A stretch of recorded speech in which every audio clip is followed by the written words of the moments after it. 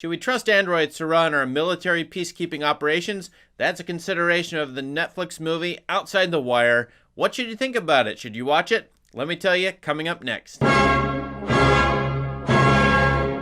Outside the Wire debuts January 15th, 2021, directed by Mikael Hafstrom. It's a military science fiction movie about a drone pilot who makes a mistake earlier in the movie, sent to a platoon as a grunt on the ground, and then is given a special operation to work with Leo, who turns out to be an android, or as he calls himself, a biotech weapon. He even calls himself a cyborg, but to work with this android to go outside the wire in the Ukraine to do military peacekeeping operations for the U.S. military. They're going to deliver vaccines, but they're also going to stop, I think, a bad Eastern European dude, Viktor Korval, who we're told set off a dirty bomb in Kiev, Ukraine, who wants to get hold of nuclear weapons left over from the Soviet Union still in the Ukraine and probably use them against the United States. So here you have a U.S. military operation that is actually labeled peacekeeping, even though there's tons and tons of guns and tons of violence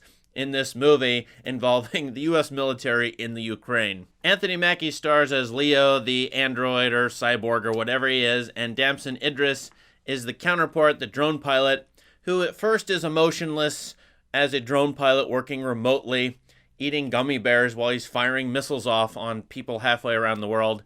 And he learns, to, as an on-the-ground soldier, to be, I guess, more emotional, and he learns from the android to become, I suppose, a peacekeeper. Now that's a setup early in the movie, and this movie has plenty of plot twists. It's going to ask questions that you've seen and heard before in movies.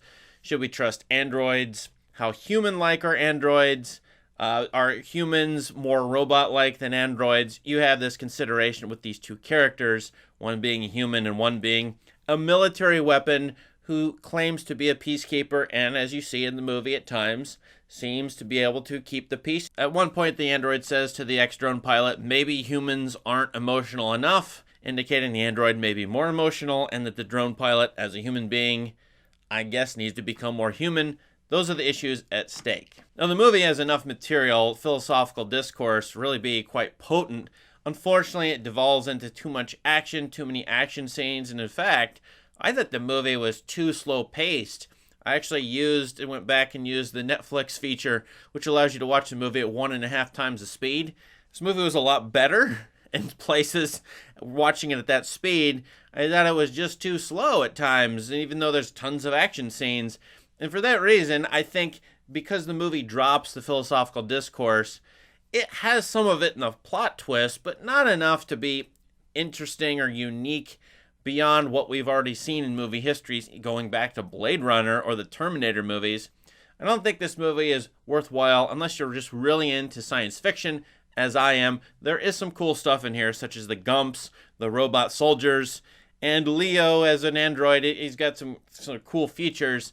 Beyond that, though, I don't think there's that much going on in the movie. Not enough for me to recommend it to the world. It's possible that the Ukrainians, the Russians, the Eastern Europeans watching this will be pissed off because, once again, you have U.S. military imperialism on the face of it, claiming to be peacekeepers. I'm reminded of the joke in Dr. Strangelove at the military base, the signs, peace is our profession, with the U.S. military. Peacekeepers here in the Ukraine trying to stop nuclear war and getting in on the action there. You know, this is, it feels a little bit like a CIA movie. I don't know if it is, but it feels like it, especially even despite the plot twists. There is so much, U.S. military action in the form of the movie, in the visuals, and in all the cool stuff. It's sort of implicitly rooting for high-tech war. However, I would rather, as I said, it's too slow, play video games. This movie is not interesting enough to be better than video games, so go play Metal Gear, one of the Metal Gear games, or Halo or something like that, because you'll get all the kicks, and it'll be more interesting and exciting than I think watching this movie. I'm always rooting for movies like this, but this one's not good enough. I think I would watch it on an airplane. That's probably a good place to, pass the time. Other than that, I'd rather watch 1,000 other movies. So for that reason, I'm going to give this 2 stars, just below average. I think there are some people who this movie will appeal to, probably younger viewers, and those who are really into military science fiction have to watch everything like that. But in my view, you can skip this, so that's my judgment here.